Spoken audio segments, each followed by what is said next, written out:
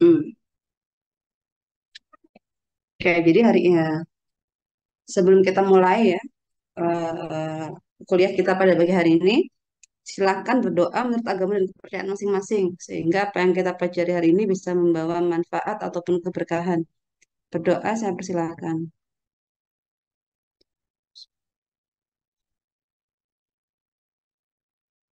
Berdoa dapat diakhiri. Oke, jadi pagi hari ini kita akan membahas ya mengenai assessment atau screening resep. Nah, sebenarnya kalau untuk kegiatan ini itu adalah kegiatan ya yang sudah pernah kalian lakukan selama kalian melakukan praktikum. Tapi memang belum ada chapter tersendiri ya untuk assessment atau screening resep itu sendiri. Nah, kalau kita merujuk kepada definisi resep ya, resep itu pengertian dari Permenkes nomor 73 tahun 2016 mengenai standar perubahan atas Permenkes mengenai standar pelayanan farmasi di apotik ya ataupun di Permenkes nomor 72 tahun 2016 mengenai standar pelayanan farmasian di rumah sakit. Resep itu didefinisikan sebagai permintaan tertulis dari dokter ataupun dokter gigi kepada apoteker, baik dalam bentuk paper maupun elektronik, untuk menyediakan dan menyerahkan obat bagi pasien sesuai dengan peraturan yang berlaku. Nah, mungkin nanti ya ketika di lapangan ya yang menjadi masalah adalah ada resep nanti yang berasal dari dokter hewan. Nah, karena apa? Dokter hewan kan sebenarnya kalau ditinjau dari definisi Permenkes itu kan nggak masuk ya dari eh, dari bagian dokter yang bisa dilayani resep yang dia tuliskan. Nah, tapi kalau di kondisi lapangan ya yang saya lakukan ketika saya mendapatkan resep dari dokter hewan, saya lihat dulu memang screeningnya sama, kita lihat nama dokter hewannya itu siapa, kemudian SIP-nya itu ada atau tidak, kemudian kita ngecek juga obatnya. Nah, apakah obat yang diberi, apa ya, obat yang dituliskan itu memang dosisnya sesuai dengan hewan. Nah, kalau resep hewan yang selama ini pernah saya terima itu adalah kalau bukan untuk burung ya, biasanya untuk anjing. Nah, jadi kita bisa bisa tahu di situ bahwa oh dosisnya itu pasti lebih kecil daripada dosis yang digunakan untuk manusia. Seperti itu.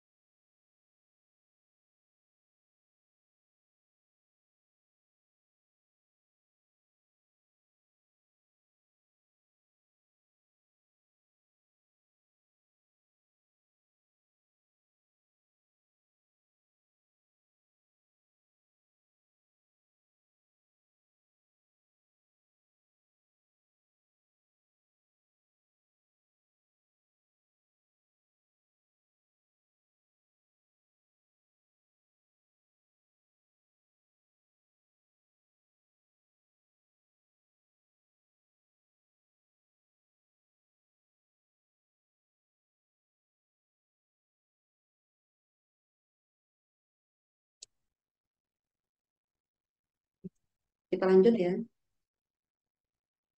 Nah, jadi kalau saya ya selama ini pengalaman klinis ketika ada resep dari dokter hewan, saya cek legalitasnya dulu, kemudian saya cek apakah obat yang dituliskan itu dosisnya memang sudah sesuai untuk hewannya.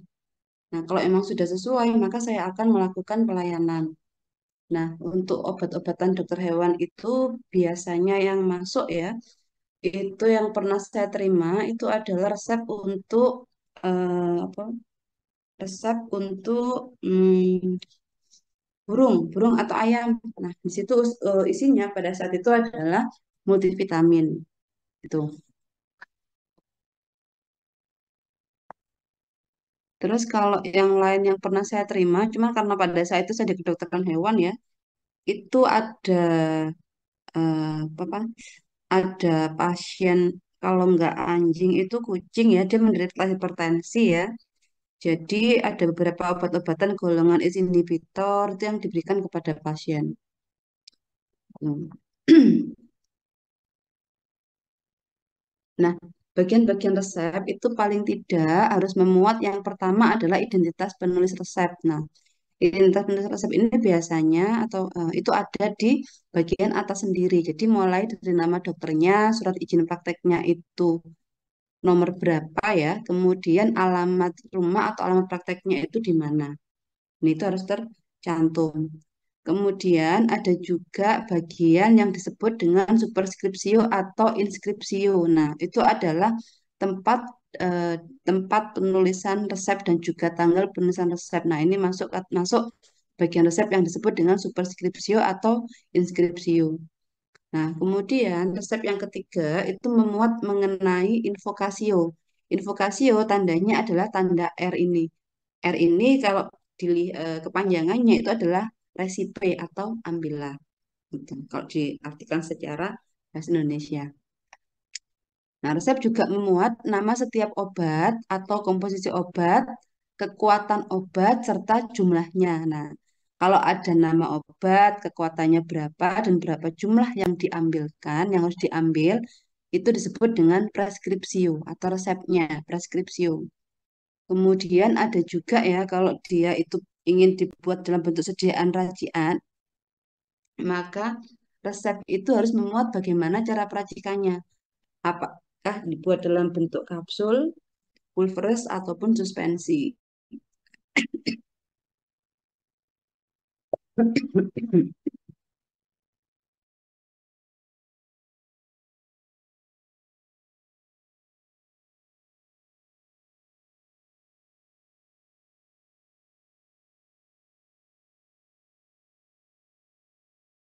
Resep juga memuat signatura atau aturan pemakaian obat. Ini harus ada, karena kalau nggak ada, bagaimana kita bisa tahu berapa kali obat tersebut harus diminum oleh pasien. Kemudian harus ada tanda tangan atau para dokter penulis resep, ini disebut dengan subskripsio. Nih. Dan jika dokter menghendaki resep tadi itu jumlahnya yang diminta memang lebih dosis ya, maka di bagian obat yang overdosis itu harus ada tanda serunya atau paraf dokter yang menandakan bahwa dia menginginkan pada pasien tersebut mungkin ada kondisi khusus sehingga dosis obat harus dinaikkan. Gitu. Yang terakhir, pada resep itu memuat nama, usia, berat badan, dan juga alamat pasien. Nih, nah sekarang kalian telaah, kalian screening ya resep yang ada di samping ini. Jadi resep dari Dokter Mila Anggra ini. Nah, kalau kalian perhatikan ada ada kekurangan apa saja pada resep yang ada di situ.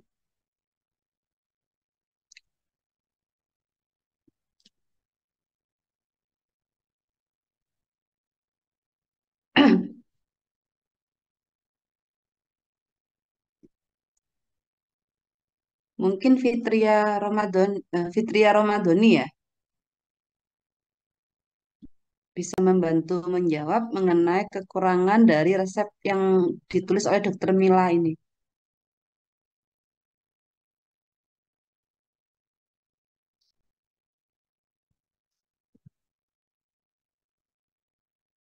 Fitria?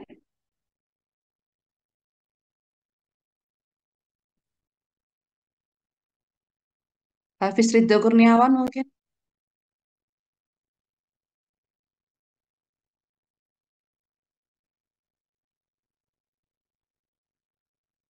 Hafiz.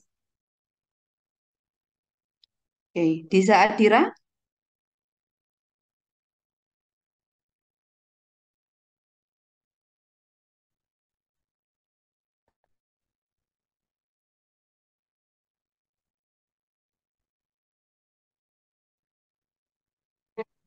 Alamat pasien. Ya, silakan.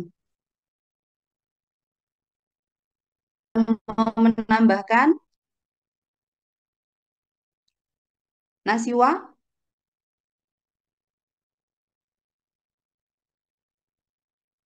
Iya, Bu. sama. Iya, mungkin Oh, sama.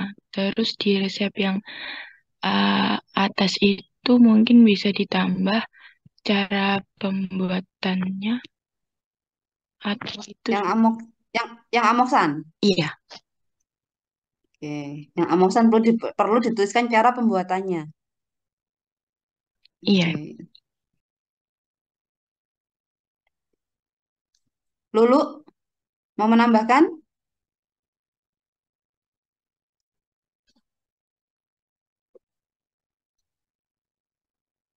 Belum. Oke. Nah, jadi yang kurang pada resep ini itu adalah yang pertama itu tanda tangan atau paraf dokter untuk tanda resipe yang ada di nomor satu yang di atas. Itu nggak ada resipenya kan di sini ya. Sementara yang kedua ini ada. Nah, untuk garis tutup dan juga paraf atau tanda tangan ini itu harus diberikan pada per masing-masing resep. Itu yang perlu diperhatikan oleh kalian. Kemudian terkait dengan Amoksan 250 apakah butuh untuk cara pembuatan? Jawabannya adalah tidak. Karena apa? Karena di pasaran itu jumlah Amoksan memang ada dua kekuatan. Ada yang 250 miligram, ada yang 500 miligram. Nah, jadi di sini dokter mintanya adalah yang 250 miligram. Jadi dia minta dosis yang terkecil. Terus yang kurang lainnya itu adalah alamat pasien. Nah, itu memang tidak dituliskan oleh dokter. Nah, bagaimana terkait dengan nomor resep? Nah, nomor resep itu yang mengeluarkan adalah apotiknya, bukan dari dokternya. Nomor resep itu menandakan nomor resep keberapa yang dilayani oleh apotik tersebut. Nah, kalau di lapangan, nomor resep ini biasanya ada dua lembar dengan nomor yang sama. Satu nomor ditempelkan di resepnya dan satu nomor dibawa oleh pasien. Pada saat pasien mengambil obat, nomornya dibawa, kemudian diambil oleh apotik ya, dicocokkan dengan nomor yang ada pada kertas resep dan ditempelkan jadi satu. Fungsinya untuk apa?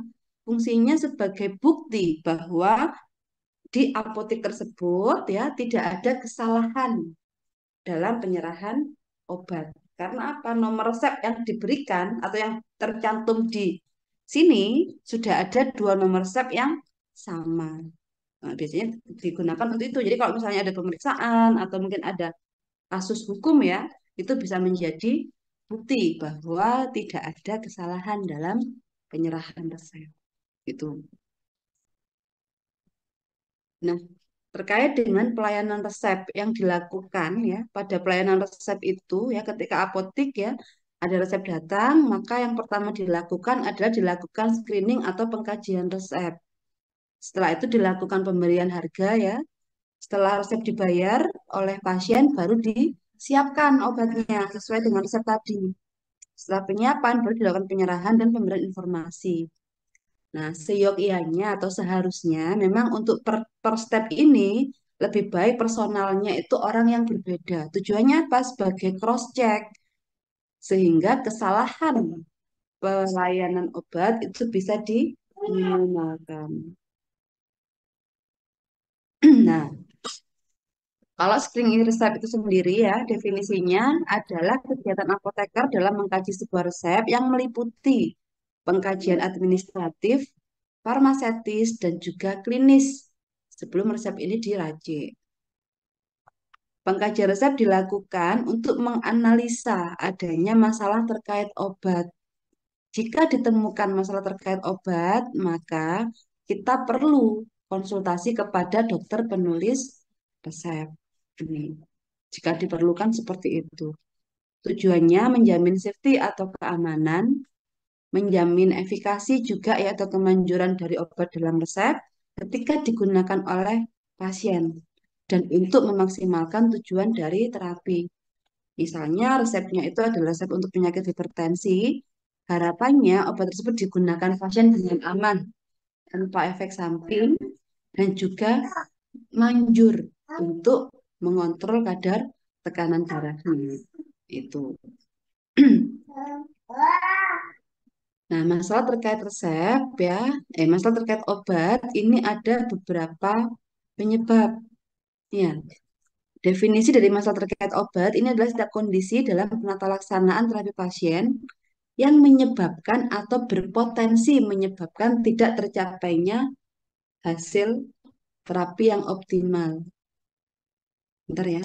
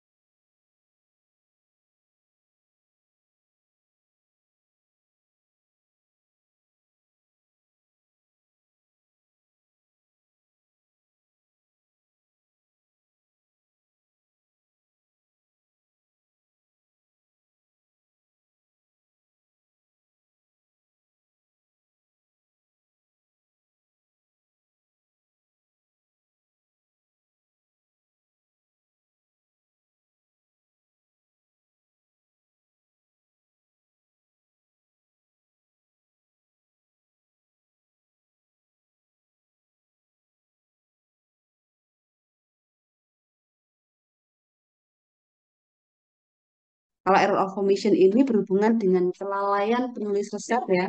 Misalnya, dia lupa menuliskan bentuk sediaannya atau dia lupa menuliskan kekuatan sediaan. Ini contohnya yang omission.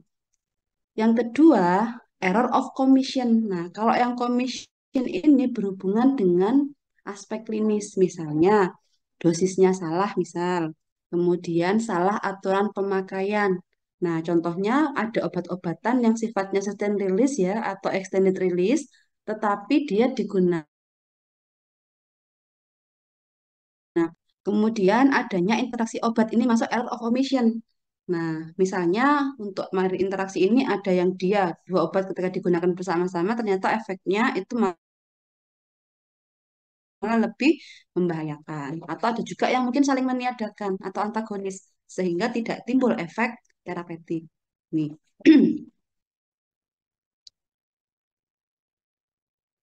Nah, ini ada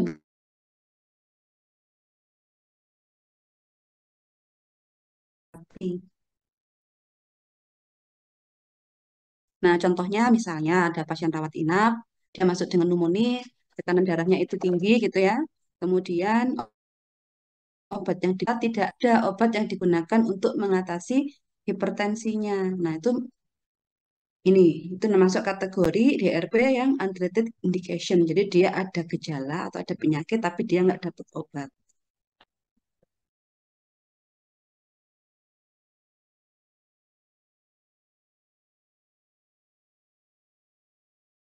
Nah, yang kedua adalah improper drug selection atau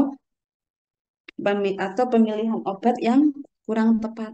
Ini contohnya, misalnya ada pasien ya dengan riwayat gastritis ya.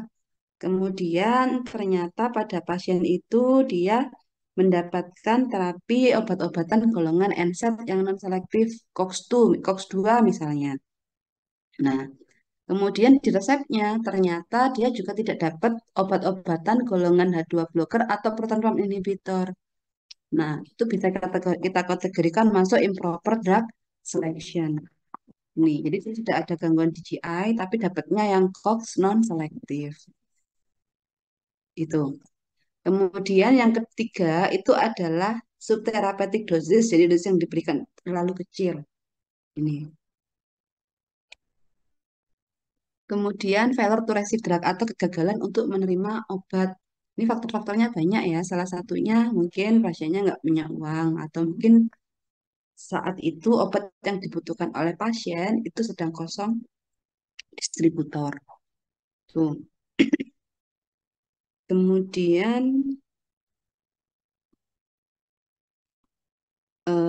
DRP yang selanjutnya adalah overdosis. Nah, di sini dokter menuliskan obatnya terlalu besar. Ini. Terus ada lagi mengenai ini reaksi efek simpang. Misalnya, kalau yang paling ekstrim itu adalah penggunaan obat-obatan golongan phenytoin, allopurinol, kemudian amoxicillin dan paracetamol itu ada efek samping yang jarang, yaitu Stevens-Johnson syndrome. Nah, itu masuk ke kategori yang adverse reaction. Biasanya kalau yang adverse reaction ini eh, melibatkan sistem imun ya kadang ya, seperti yang Stevens-Johnson syndrome tersebut.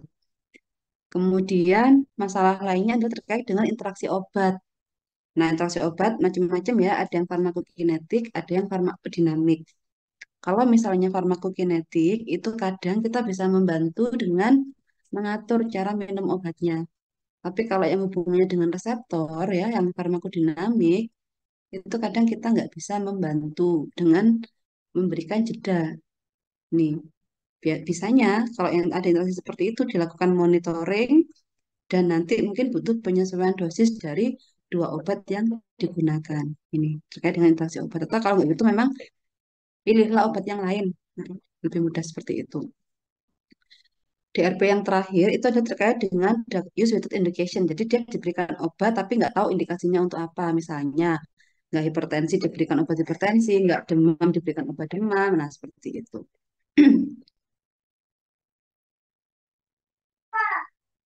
Nah, screening resep tadi itu ada tiga macam. Mm-mm. Ada administratif, ada farmaseutis, ada yang klinis.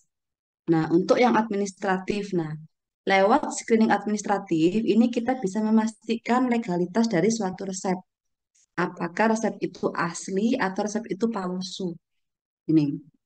Screening administratif meliputi yang pertama informasi pasien, baik nama, umur, jenis kelamin, berat badan, ataupun alamat.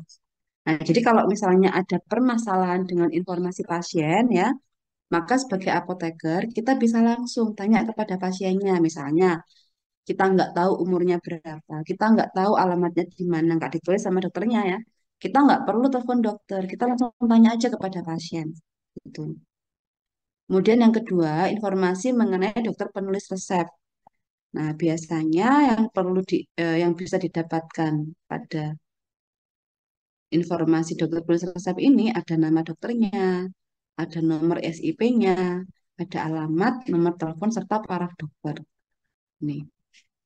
Kemudian screening administratif yang terakhir itu adalah mengenai tanggal penulisan resep. Nah, tanggal penulisan resep ini penting untuk apa? Untuk kita mengetahui ya sakitnya itu loh pas kapan dan obatnya diresepkan kapan. Kalau misalnya sakitnya sudah setahun yang lalu, resepnya baru ditebus sekarang, itu kan ya sudah nggak relevan lagi kan kondisinya. Pasti sudah ada perbedaan di usia, ada perbedaan juga di berat badan ya. Selain itu mungkin juga beda nanti obatnya apa ya obat yang dibutuhkan untuk penyakit yang kita sekarang itu sudah bisa dipastikan beda dengan penyakit yang sebelumnya. Gitu. Nah, kemudian pada screening administrasi ini ya pengalaman yang pernah saya dapatkan resepnya asli sebenarnya, tetapi jumlah obatnya itu sudah ditambahi sama si pasiennya. Taunya dari mana? Taunya dari goresan bolpen. Nah, kebetulan yang pernah saya terima saat itu jenis bolpen yang digunakan ya, itu beda dengan jenis bolpen yang digunakan oleh dokter penulis resep. Jadi kita bisa memastikan kalau ini resepnya sudah dimanipulasi sama pasien. Nah, itu kita bisa aware-nya nanti di situ. Nah, pada resep ada juga yang disebut dengan resep urgent, ada juga resep yang ulangan. Kalau resep urgent, ciri-cirinya adalah ada tulisan situ tanda seru.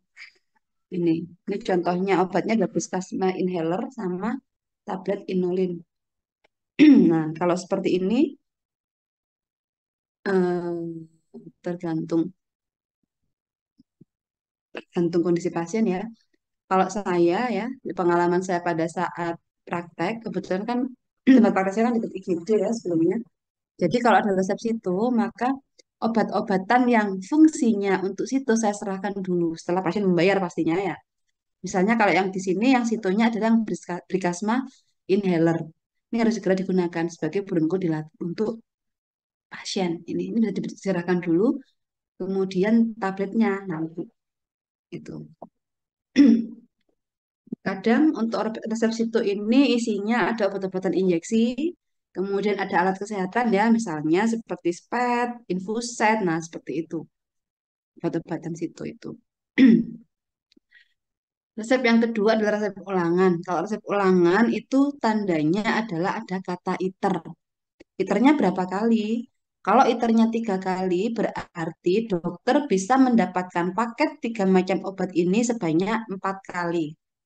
Yang pertama ya, setelah diambil pertama kali ya, maka tulisan date-nya di kopi resep itu adalah date ori. Tulisan iter 3 kalinya tetap. Nah, kalau iternya 3 kali itu ada di bagian atas, berarti pengulangan itu berlaku untuk resep yang pertama, resep yang kedua, dan resep yang ketiga. Kalau resep ulangan iternya itu ada di samping obat ya, di samping salah satu obat, berarti yang di iter itu hanya obat tersebut. Itu bedanya. Diambil pertama, deturnya adalah det orik ya. Kemudian yang kedua, diambil yang kedua adalah det iter 1 kali. Kemudian diambil yang ketiga adalah eh, kedua, ketiga adalah det iter 2 kali. Setelah diambil yang keempat itu bisa det saja atau dituliskan det iter 3 kali.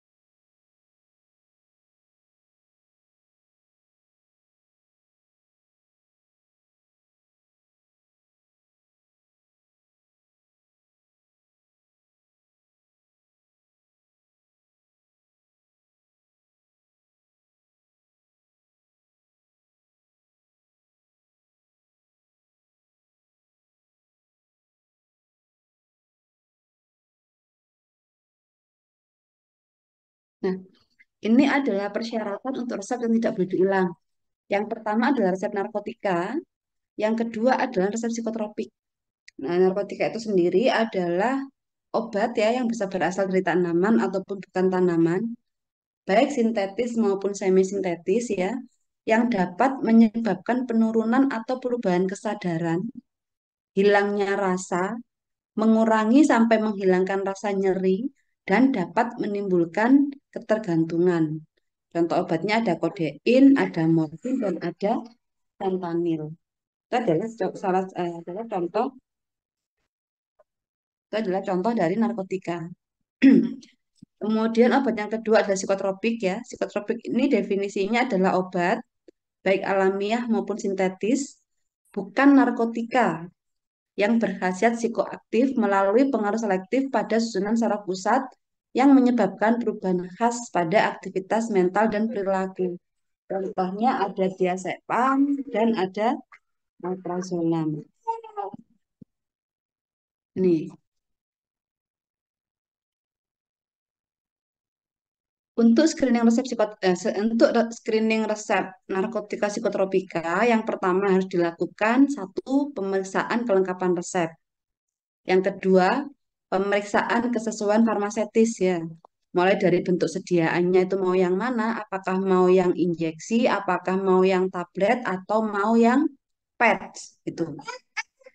Kemudian terkait juga dengan dosis berapa yang diinginkan. Seperti kodein itu kan ada beberapa macam dosis ya.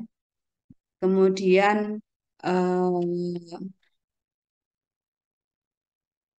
stabilitasnya, inkompatibilitas, cara dan lama pemberian. Jadi kalau misalnya dia dalam racian, apakah dia bisa campur dengan obat-obatan yang lainnya? Terus cara pembuatan obatnya seperti apa dan bagaimana dan berapa lama pemberiannya? Nah, kalau pada pasien yang simptomatik ya, misalnya kodein untuk batuk itu paling banyak sih digunakan untuk 30 hari. Biasanya yang menyelesaikan adalah dokter spesialis paru. Karena memang penyakitnya udah kronis. Kemudian begitu juga dengan resep morfin untuk pasien dengan nyeri kanker stadium akhir. Itu biasanya memang banyak ya diresepkan. Tapi biasanya maksimal sih untuk 1 bulan. Itu. Narkotik dan psikotropik hanya dapat diserahkan atas dasar resep asli rumah sakit, puskesmas, apotek lainnya, balai pengobatan dan dokter. Salinan resep narkotika dalam tulisan ITER tidak boleh dilayani sama sekali. Ini perlu diperhatikan ya. Kemudian selain resep narkotika atau psikotropika yang perlu dilayani, sebagian atau belum dilayani sama sekali hanya boleh dilayani oleh apotek yang menyimpan resep asli. Nah ini biasanya kan kalau saya ya, biasanya ketika ada resep asli yang mengandung narkotik psikotropik ya, sementara kita nggak punya obat itu, kita biasanya ngomong ke pasien, kita memang nggak punya, tapi obat lainnya ada, kita bisa membuat. Jadi saya kadang menuliskan kopi resep dari resep yang ada isinya campuran narkotik dan psikotropik tadi dengan obat lain ya. Kemudian di resep aslinya itu obat yang sudah kita layani di apotek kita deadkan. Jadi yang dibawa oleh pasien kita nggak membuat kopi resep nih. Kopi resepnya nggak dibawa pasien, tapi kopi resepnya diletakkan apa digunakan di apotek itu. Tapi pasiennya diberikan resep yang asli yang sudah kita date obat-obatan yang sudah diambil.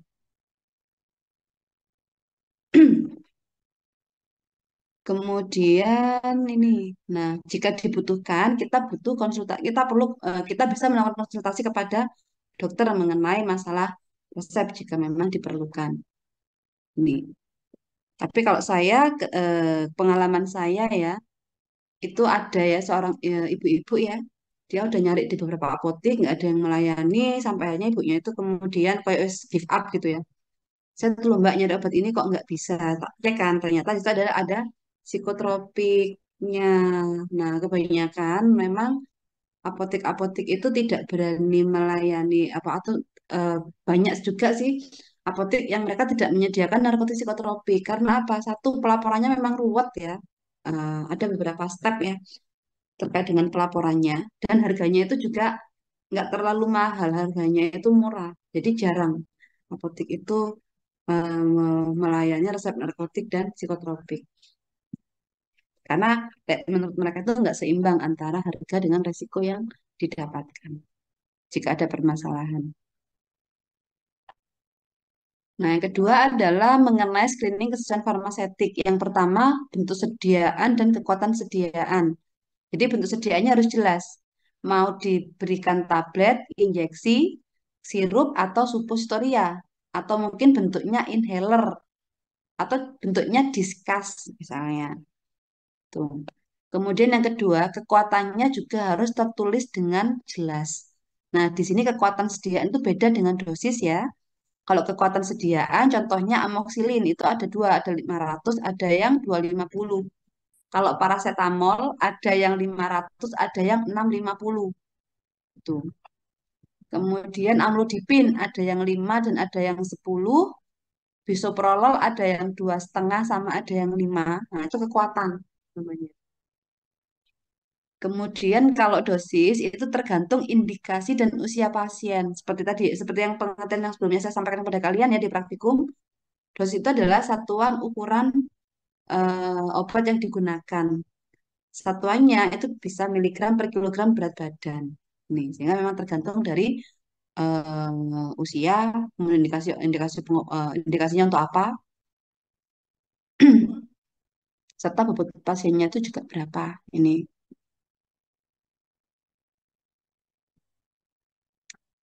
yang kedua adalah mengenai stabilitas. Nah, stabilitas ini adalah suatu kemampuan suatu produk obat untuk bertahan dalam batas spesifikasi yang ditetapkan sepanjang periode penyimpanan dan penggunaan untuk menjamin identitas, kekuatan, kualitas, dan kemurnian produk tersebut. Nah, yang pertama, untuk sediaan yang bentuknya rilis, baik itu sustained release ataupun extended release ya, ini jangan diracik.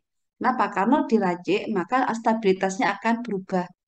Nah, kalau dokter ternyata menginginkan, ternyata dituliskan itu adalah bentuk rilis-rilis yang tertentu, kita telepon dokternya.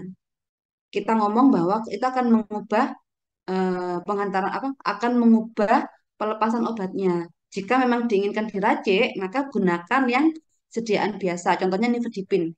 Nifedipin itu ada nifedipin oros, ada nifedipin tablet biasa. Kalau dokter ingin sediaan nifedipin yang diracik, maka pilihlah nifedipin yang tablet biasa. Itu.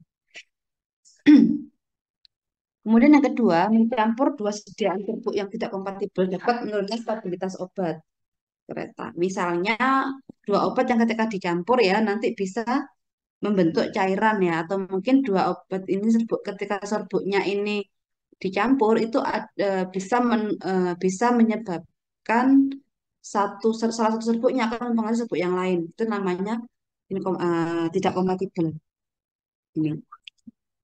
Kemudian ini, nah kompatibilitas atau ketercampuran obat terutama untuk obat-obatan yang akan dicampurkan. Nah, selain sediaan serbuk tadi, kompatibilitas ini juga bisa terjadi pada sediaan cair dan injeksi yang dicampurkan.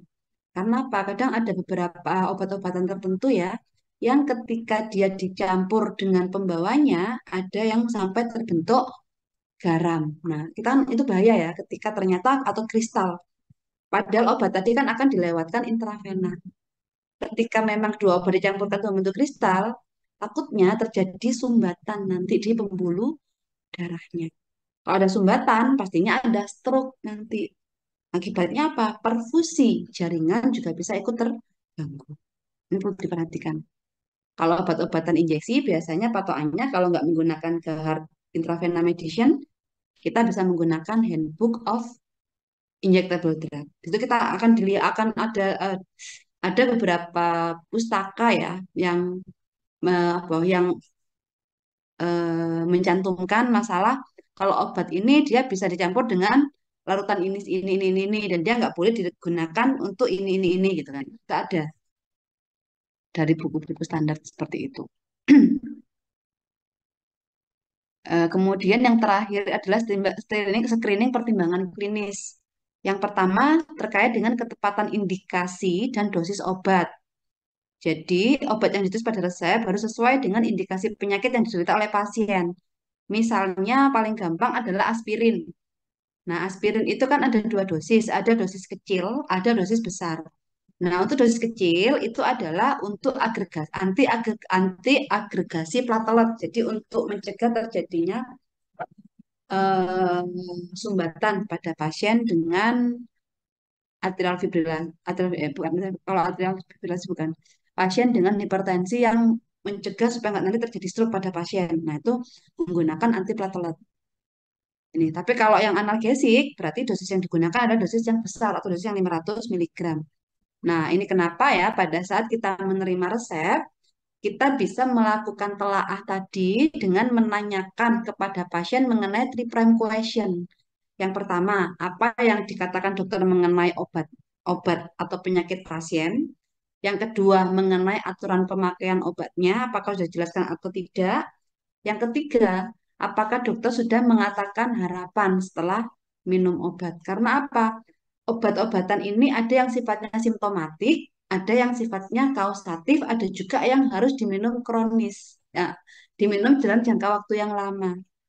Jadi kalau obatnya untuk penyakit-penyakit yang simptomatik ya atau kausatif, pasti harapannya supaya pasien sembuh. Misalnya obat demam, harapannya ya demamnya turun gitu kan ya.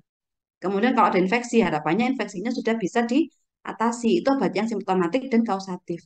Tapi kalau untuk penyakit kronis seperti pada pasien dengan hipertensi, dengan diabetes mellitus, maka harapannya itu pasti supaya gejalanya terkontrol, supaya tidak ada komplikasi lebih lanjut itu tujuan terapinya. Jadi dia nggak bisa sembuh pasien dengan hipertensi, pasien dengan stroke, pasien dengan diabetes mellitus, pasien dengan kejang. Itu nggak bisa sembuh mereka, tapi mereka bisa terkontrol kondisinya. Itu yang perlu diperhatikan. Kemudian pada screening pertimbangan klinis ya, kita perlu melakukan screening juga mengenai aturan pemakaian obat, cara penggunaan obatnya, setelah lama penggunaan obatnya. Nah, di sini dosis dan aturan penggunaan harus sesuai.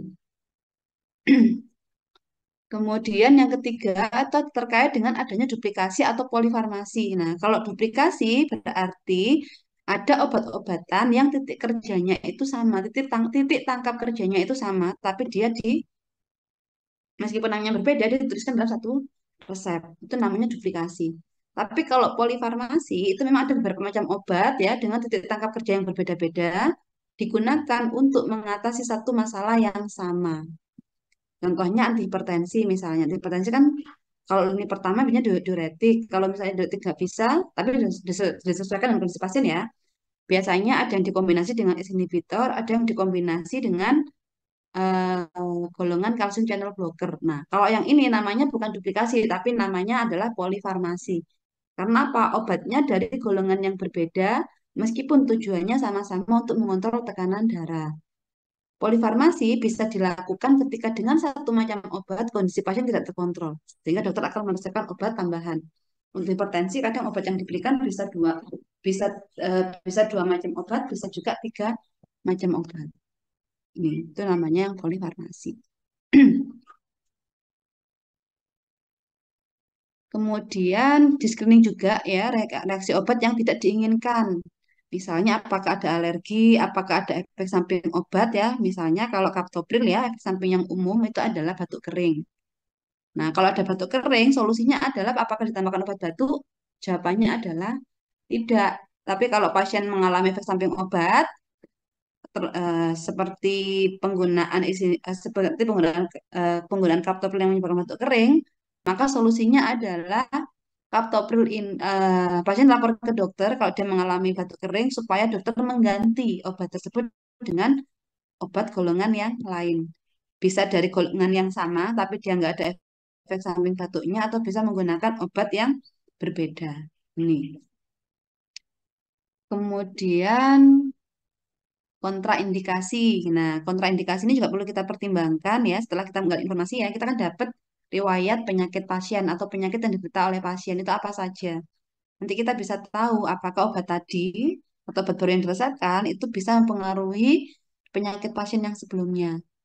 Kalau memang ada, berarti kita telepon ke dokternya. Contohnya, pasien ini dia kondisi heparnya nggak bagus, tapi sama dokter diberikan paracetamol gitu ya. Atau mungkin pada pasien itu dia kejang ya, dia sudah ada kerusakan hepar, diberikan obat golongan phenytoin misalnya. Kita bisa konfirmasi ke dokter kondisi seperti itu. Apakah memang diinginkan atau gimana? Kadang eh, biasanya obat tadi itu ada yang tetap diberikan, tapi diberikan obat lain.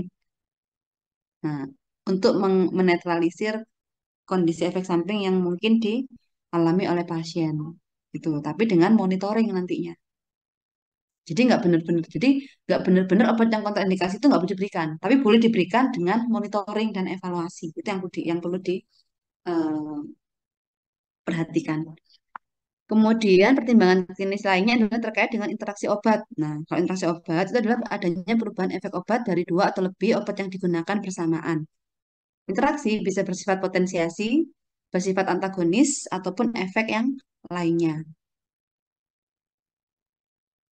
Nah, interaksi obat ada dua ya, ada farmakokinetik, ada farmakodinamik.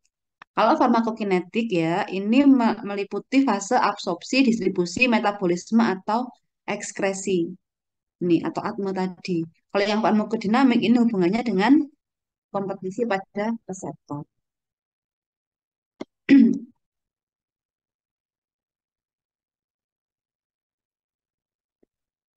Kemudian ini, pada saat melakukan screening pertimbangan klinis, perlu dilakukan asesmen kepada pasien yang meliputi keluhan atau gejala yang dirasakan pasien, diagnosis dokter, riwayat penyakit, riwayat obat, sama adanya alergi terhadap obat. Ini, jadi paling enggak kalau misalnya itu resep ya, lakukan three-pronged question ya, ditambahi dengan keluhan saat, ditambahi dengan riwayat penyakit, riwayat obat, sama adanya alergi atau tidak.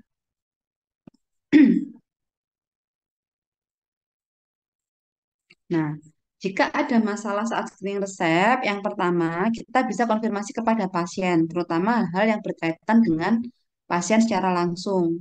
Itu yang pertama, terkait dengan identitas pasien dan lain-lain, berat badan, usia, itu bisa tanya alamat, itu bisa tanya kepada pasien.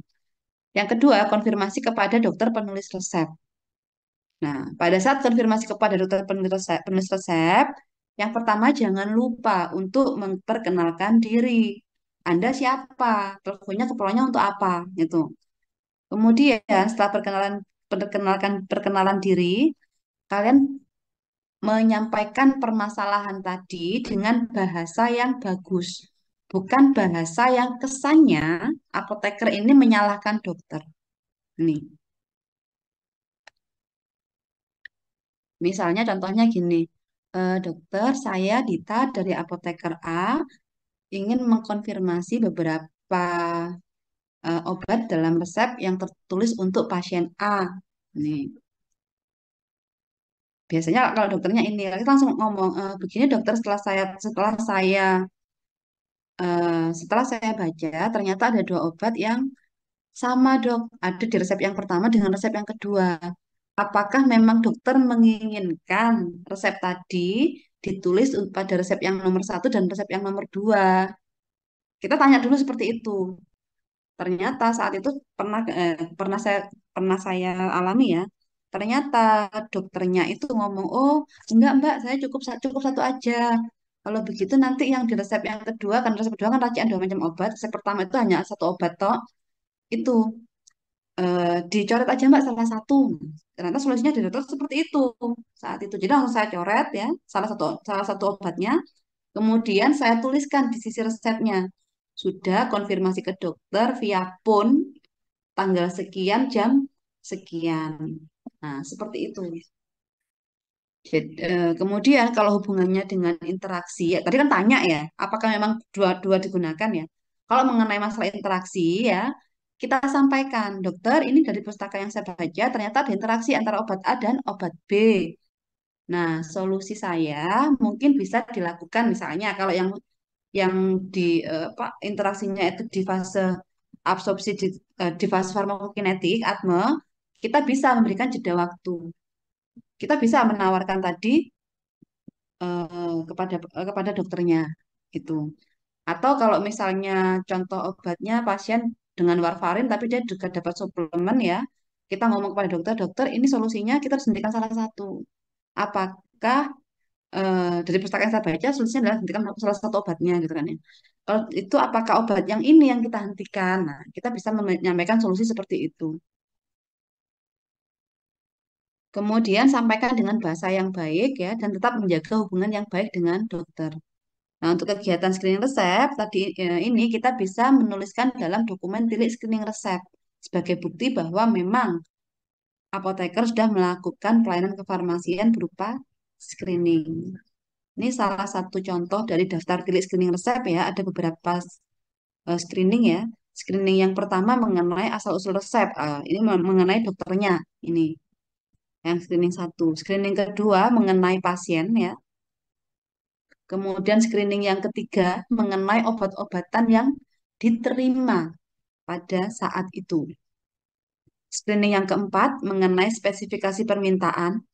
Apakah ada permintaan khusus cara pemakaian obatnya? Misalnya mungkin perektal, inhalasi, injeksi, ya seperti itu. Atau ada juga cara pakainya yang selang-seling. Nah, itu. Kemudian aturan pemakaian, kalau cara itu bukan. Cara pakai itu seperti sublingual, injeksi. Sublingual, injeksi, supo, ya, itu masuk cara pemakaian. Kalau aturan pakai ini bisa sebelum sesudah makan atau pemakaiannya pada siang dan sore atau pada malam dan pagi atau malam saja itu masuk ke aturan pemakaian. Kemudian kalau permintaan cara penyiapan ini biasanya terkait dengan perintah di MFLA itu yang apakah dia dibuat dalam sediaan puyer, sediaan kapsul atau sediaan suspensi itu masuk ke cara penyiapan. Kemudian screening 5 ini terkait dengan analisa kesesuaian farmaseutis. Hasil apa screening 5 ini perlu disesuaikan dengan hasil analisis pada screening yang keempat. Misalnya, apakah obat yang diresepkan tadi ketika diracik dia kompatibel atau tidak?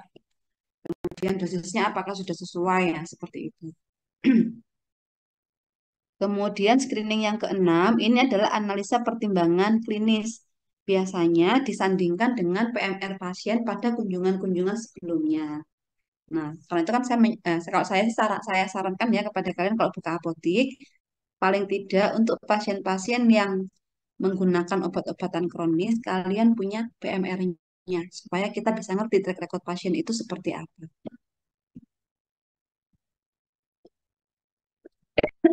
Saya rasa ini bisa saya sampaikan. Jika ada pertanyaan, monggo silahkan diajukan. Izin bertanya, Bu Tita. Ya, silahkan Nadia Erika. Sebelumnya, perkenalkan nama saya Nadia Erika Lakesya, NIM 23113. Izin bertanya, Bu, kalau ada resep yang isinya itu bukan obat narkotika dan psikotropika, tapi tidak ada tulisan ITER, itu apakah boleh ditulis salinan resep, Bu? Oke. Jadi untuk setiap obat obat ITER ya, ingat narkotik psikotropik kan nggak boleh ya. Jadi yang di ITER itu adalah obat-obatan untuk penyakit kronis. Nah, kalau seperti itu ya tetap ketika memang resepnya adalah resep ITER, kita harus menuliskan kopi resep. Seperti itu Nadia. Jadi kopi resep itu satu ditulis atas permintaan pasien. Yang kedua, resep ITER. Yang ketiga, itu adalah resep yang diambil sebagian. Itu adalah tiga hal ya yang menyebabkan kenapa kok apotik ini bisa mengeluarkan kopi resep. Bisa dipahami, Nadia? Oke, mungkin ada yang lain? Bisa, Bu. Saya, Ibu. Silakan, Desiano. Sebelumnya mohon maaf tidak bisa on cam Bu karena kendala Mm-mm. jaringan. Izin bertanya Bu Dita. Misal dalam pembuatan resep itu kan kita kadang diberi label kalau obat ini tidak boleh pembelian pengulangan tanpa resep dokter gitu ya Bu. Mm-mm. Termasuk obat yang tidak mengandung narkotika dan psikotropika itu boleh diberi label itu apa hanya ketika obat itu mengandung narkotika dan psiko ya Bu? Nah, untuk obat-obatan yang berpotensi menimbulkan efek samping ya, seperti kalau antibiotik ya, itu kita bisa memberikan label NI, tidak boleh diulang tanpa resep dokter. Gitu. Karena apa? Obat-obatan seperti apa? Banyak sih Dek sebenarnya ya. Termasuk obat-obatan golongan antikoagulan itu juga bisa kok di ini. Jadi selain obat yang ada pada daftar obat wajib apotik itu bisa diberikan label NI gitu. Soalnya kan kalau obat-obatan yang masuk ke daftar wajib daftar obat wajib apotik kita bisa menyerahkan tanpa resep dengan syarat mungkin dia sudah pernah menggunakan obat tersebut, tapi ada batas maksimalnya berapa.